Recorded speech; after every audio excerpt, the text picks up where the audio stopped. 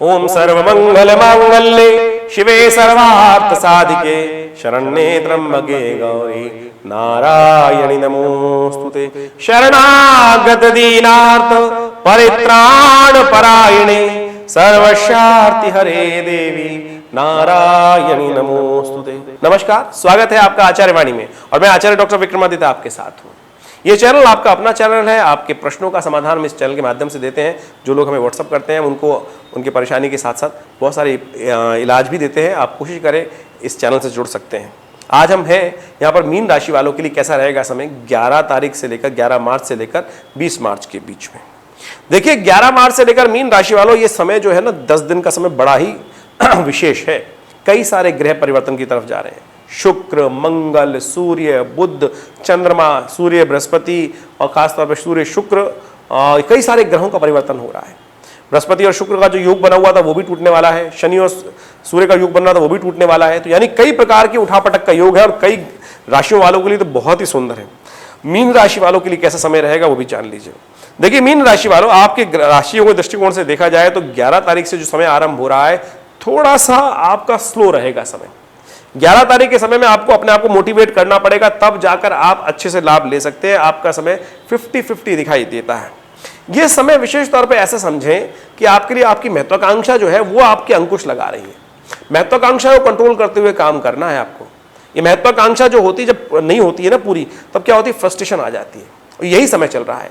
महत्वाकांक्षा आपने बहुत, आप कर रहे हैं काम 2 पैसे का और उम्मीद आपने लगा रखी है 100 पैसे की, तो कैसे पूर्ण होगा? कर्म तो उसके अनुसार से करने की आवश्यकता है या केवल सोच बड़ी है। इस वक्त समय ऐसा चल रहा है कि सोच बड़ी है और फिर आप फ्रस्ट्रेटेड हो सकते हैं। तो इस बात का ध्यान रखते हुए काम करना है कि जो ग्रह समय गया है उसमें आपको अपनी सोच को बैलेंस करने का प्रयास करना है, तभी आप पूरी तरह से लाभ ले सकते हैं। इस समझ के अनुसार से काम करने की जरूरत है। 18 तारीख यदि हम बात करें 12 तारीख की, तो 12 तारीख को शुक्र परिवर्तित हो रहे हैं और शुक्र का परिवर्तन जो आपके लिए है वो कई प्रकार से बड़ा अच्छा है। शुक्र का परिवर्तन आपके विशेषतः बृहस्पति की युति जो टूटेगी, उच्च के चल रहे थे, लेकिन जो आगे निकलेगा मेष राशि में वो बहुत उन्नति के योग बना सकता है। केवल एक काम यदि आप कर लें, देखिए इन शुक्र यहाँ पे रहेंगे करीब करीब 20 दिन, तो ये खास तौर पे बड़ा अच्छा योग बनाने वाले हैं। इन दिनों नवरात्र भी आने वाले हैं। इसी शुक्र के परिवर्तन में नवरात्र भी आएंगे। तो एक बात ध्यान रखिएगा, इन नवरात्रों में विशेष तौर पे आपकी सफलता की कुंजी मैं आपको दे रहा हूँ। आप कन्या पूजन यथाउचित भाव से करने का प्रयास कीजिएगा। जितना कन्या पूजन को करके माँ भगवती दुर्गा को प्रसन्न करेंगे उतना आपका भाग्य जागे, उतना धन लाभ होने के योग बन जाएंगे। सूत्र समझ लीजिए, जो शुक्र का परिवर्तन है कन्या पूजन से आपके भाग्य को जगाने का रास्ता देता है। तो आप क्या चाहता है, छोटी कन्या है जहाँ दिखाई दी उनका आशीर्वाद दे दिया, उनका पूजन कर लिया। गरीब बच्चे दिखाई दे रहे हैं उनको वस्त्र दे दिए, कुछ खाने की चीज़ दे दी, कुछ मिठाई दे दी, बिस्कुट दे दीजिए, फल लेके दे दीजिए। देखिए परिवर्तन का योग बनेगा। अच्छा, ये छोटे छोटे उपाय हैं, इसके द्वारा आप लाभ देने के योग दे सकते हैं। 13 तारीख को चंद्रमा का परिवर्तन जो हो रहा है वो वृश्चिक राशि में हो रहा है और वृश्चिक राशि आपके भाग्य में बैठी है। और यदि भाग्य को आप थोड़ा बूस्ट करने का प्रयास करें, शक्ति देने का, चंद्रमा थोड़ा कमजोर है, यदि ऐसे में चंद्रमा को थोड़ा शक्ति दे दें तो बहुत बढ़िया तरीके से आप लाभ ले सकते हैं। 13 तारीख को मंगल भी परिवर्तित हो जाएंगे। मंगल जो है वो मिथुन राशि में परिवर्तन करके चले जाएंगे। ये आपको अकेला करते हैं। आप थोड़ा बहुत सारे ऐसी हिम्मत कर सकते हैं कि नहीं मैं अकेला ही बहुत कुछ काम कर लूंगा। अरे भैया सहयोग चाहिए, आप बिल्कुल कर सकते हैं। हम कह रहे हैं बहुत बढ़िया आपके अंदर शक्ति है, विद्यमान है, आप अकेले ही 100 के बराबर है, लेकिन भाई सबको साथ लेके चलो ना। कहाँ ऐसे हो सकता है कि आप आगे जाकर अकेले पहाड़ पे बैठ जाएं, बाकी सब नीचे से आ रहे हैं, उनको देख के मन में थोड़ी होता है। किसके से बात करोगे? आगे बढ़ना चाहते हो, सबको साथ लेके चलो ना, भाई बंधु सबको साथ, मित्रों को साथ रखोगे तब अच्छा रहेगा। तो इस बात को समझें, आप अकेले अकेले नहीं, आप हर जगह ये सोच रहे कि मैं अकेला ही बहुत काम कर लूंगा। कोशिश सब अकेले ही करते हैं, चिंता ना करें, लेकिन सबको साथ लेके जो चलता है वो बुद्धिमान कहलाता है। तो अकेले अकेले रहोगे तो लोग एरोगेंट भी कहते हैं, इस बात का ध्यान रखो। और आपको ऐसा भी भाव हो सकता है कि बहुत सारी इंट्यूशन हो जाए कि अरे भैया इसी से लाभ होना है। बिल्कुल होना है, आपको बिल्कुल इंट्यूशन सही है, हम समझ रहे हैं आपको इंट्यूशन जो होने वाला है इन दिनों बहुत लाभ देने वाला है, लेकिन ऐसे नहीं मुंह फट के नहीं कि कह दिए बोल दिया हाँ जी ये होने वाला है। कोशिश करो बहुत उस इंट्यूशन का खुद के लिए यूटिलाइज करो। केवल मौखिक प्रवचन दूसरों को नहीं, खुद भी अनुसरण करने का प्रयास करो। जो सिद्धांत आप समझते हो उसका अनुसरण करके काम करोगे तो बहुत अच्छे से आप लाभ ले सकते हो। इस बात का ध्यान रखो। पुण्य कार्य करो, गरीबों की सेवा करो, ब्राह्मणों की सेवा करो। बृहस्पति महाराज बहुत अच्छी जगह चल रहे हैं, आपको केवल यदि गजकेसरी योग बन रहा है इन 2 दिनों के लिए तो खास तौर पर ऐसे में यूटिलाइज कीजिए, धर्म का काम करें, यज्ञ करें, ब्राह्मणों की सेवा करें, तो बहुत बढ़िया से आपको इन 2 दिनों में धन लाभ के योग भी बन सकते हैं। बहुत अच्छे से शुक्र भी अच्छे चले गए हैं, बृहस्पति भी अच्छे, चंद्रमा भी अच्छे चल रहे हैं, तो फिर क्यों नहीं होते। केवल महत्वाकांक्षा नहीं, सोच बड़ी है लेकिन काम अभी भी नहीं हो रहे हैं, तो इस बात का ध्यान रखें। 15 तारीख की यदि हम बात करें तो उससे पहले हम 14 को समझ लें। 14 को बसोड़ा है। बसोड़ा है बहुत सुंदर दिवस है, भारतीय संस्कृति का एक चमत्कारी पर्व है। और ऐसे में हमारे यहाँ विशेष तौर पर वैसे तो रात का बचा हुआ खाना अगले दिन नहीं खाया जाता, लेकिन बसौड़े के दिन विशेष तौर पर बासी खाना खाने की परंपरा है। शीतला माता का पूजन किया जाता है जो स्वास्थ्य की रक्षक देवी हैं। उनका दुर्गा सप्तशती एक मंत्र आया है, रोगान शेषान न पहंसि तुष्टा रुष्टा तु कामान सकलान अभिष्टान त्वामाशितानाम विपन्नाराणाम त्वामाशिता ह्या श्वेताम प्रयान्ति।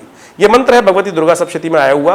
और इनका विशेष तौर पर इस दिन इसका पूजन करके जप करने से कहा जाता है पूरे संपूर्ण परिवार की स्वास्थ्य रक्षा हो जाती है। ये भगवती का स्वरूप है जो कई प्रकार की बीमारियां, देखिए इन दिनों क्या होता है कि बुखार, विशेष तौर पे कई प्रकार के जुकाम, नज़ले, साइनोसाइटिस, कई प्रकार की समस्याएं उत्पन्न हो जाती हैं। उन सब से बचने के लिए भगवती शीतला का पूजन करने का विधान शास्त्र में बताया गया है, अवश्य करना चाहिए। उसकी परंपरा जो आपके यहाँ चलती है वो विशेष तौर पर उसका निर्वाह करने का प्रयास करें। बहुत सारे लोग भूल गए हैं, इसलिए अपने दादी नानी से पूछकर उस परंपरा का निर्वाह करें। कभी हम अवसर मिलेगा तो अलग से एक वीडियो बनाएंगे। 15 तारीख का धनु चंद्रमा का परिवर्तन जो हो रहा है बहुत इंपॉर्टेंट है। और साथ साथ वो एक और परिवर्तन हो रहा है जो विशेष तौर पर है आपका सूर्य का परिवर्तन, खरमास आरंभ हो रहा है उस दिन। खरमास आरंभ होते ही क्या होगा, सूर्य परिवर्तित हो जाएंगे। सुबह 6:30 बजे सूर्य का परिवर्तन आपके 12वें भाव से आपके लग्न में होने वाला है। ये एक बड़ी विचित्र स्थिति है, आपकी एग्रेसिवनेस बढ़ जाएगी बहुत ज्यादा। सूर्य लग्न में आते ही गुस्सा बढ़ा देंगे बहुत ज्यादा, खाऊ फाड़ू हो जाएंगे आप। 1 महीना रहने वाले हैं, शांत होकर काम कीजिए। गुस्सा, एग्रीवेशन ज़्यादा अच्छी बात नहीं है। आप फ्रस्ट्रेट हो रहे हैं क्योंकि आपने बहुत ज़्यादा उम्मीद बना रखी थी, उतना आपको मिला नहीं और फिर आप परेशान होंगे, तो इसलिए अपने गुस्से को कंट्रोल करते परोपकार का काम करें, लोगों की सेवा करने का प्रयास करें, शांत होकर काम करने का प्रयास करें। ये बहुत ज़रूरी है इन 15 दिनों में, नहीं तो खरमास जो है आपके लिए दिक्कत वाला हो सकता है। बृहस्पति भी अस्त होने वाले हैं और बृहस्पति के अस्त होते ही सूर्य की शक्ति और बढ़ जाएगी। बुध वहाँ पहले ही अस्त है, तो हम आपको समझाने का प्रयास करें, बहुत धीरे धीरे शांति के साथ काम करने की जरूरत है। अन्यथा गौ सेवा करें, सूर्य को नित्य प्रति जल दें, गेहूं का दान करें, नमक का दान करें, ओम घृणी सूर्य आदित्याय नमः इस मंत्र का जप करें। नहीं तो सूर्य अननेसेसरी एग्रेसिवनेस बढ़ाएंगे, एंजाइटी बढ़ाएंगे। इस बात का ध्यान रखते हुए काम करने की जरूरत है। शनि वहां पर आपको ग्रोथ दे रहे हैं, डेफिनेट ग्रोथ देंगे। 745 का डिग्री का ग्राफ आपका बना रहेगा, धीरे धीरे सब कुछ आएगा, लेकिन फ्रस्ट्रेशन से कुछ नहीं आने वाला, गुस्सा ही आने वाला है, ब्लड प्रेशर ही बढ़ने वाला है। इस बात को ध्यान रखते हुए काम करेंगे तो बड़ा सुंदर रहेगा। 17 मार्च को, 16 मार्च को भी इसी प्रकार की ग्रह रहेंगे। 17 मार्च की हम बात करें तो 17 मार्च को जो चंद्रमा का परिवर्तन होगा वो आपके लिए लाभ की स्थिति बनाएगा, आगे बढ़ने के योग दे सकता है, कहीं ना कहीं से धन लाभ के योग बन सकते हैं, आगे बढ़ने के रास्ते प्राप्त होंगे। और 18 मार्च को एकादशी है। कोशिश करें भगवान विष्णु की सुंदर तरीके से आराधना करें, व्रत रखें, स्वास्थ्य के लिए बड़ी जरूरी है। आपके गुस्से को भी कंट्रोल करेंगे। और साथ साथ भगवान का चरणामृत, अकाल मृत्यु हरणम सर्वव्याधि विनाशनम विष्णु पादोत्कम पित्वा पुनर्जन्म न विद्यते, मंदिर में जाकर उनका पूजन कर इस चरणामृत को अवश्य ग्रहण करें। या आदि व्याधि कष्ट सबको दूर करने के योग बनाएगा। 19 मार्च को चंद्रमा का परिवर्तन जो हो रहा है वो आपको थोड़ा ध्यान रखना पड़ेगा, नुकसान करने के योग बन सकते हैं और खासतौर पर थोड़ा जुर्माना हो सकता है। गाड़ी वाड़ी बहुत सोच समझ चलाइएगा। ये 2 दिन के लिए योग रहेगा, तो इसमें अननेसेसरी खर्चे ना हो, इस बात का भी ध्यान रखिएगा, नहीं तो खर्चे बढ़ सकते हैं और वो आपको कष्ट में डाल सकते हैं। चंद्रमा आपकी राशि के अनुसार से आपकी बुद्धि का स्वामी है। बुद्धि ऐसी जगह चलेगी, खर्चे ही करो, इसको खर्च करके फिर आ जाएगा ना, पहले कमा लो फिर खर्च करने का प्रयास करना। इस बात को समझते हुए काम करें। देखिए ग्रहों के खेल बड़े विचित्र होते हैं, हमें बुद्धि के अनुसार समझते हुए कार्य करने का प्रयास करना चाहिए। हमारे यहाँ एक मंत्र आया, या देवी सर्वभूतेषु बुद्धि रूपेण संस्थिता नमस्तस्यै नमस्तस्यै नमस्तस्यै नमो नमः। हम भगवती की आराधना करते हुए भगवती को कहते हैं कि ये माँ भगवती, आप हमारी बुद्धि में बुद्धि स्वरूप, हमारे जीवन में बुद्धि स्वरूप धारण करके शरीर आप हमारे यहाँ बैठे, इसलिए आपको नमस्कार करते हैं, नमस्कार करते हैं, प्रणाम करते हैं।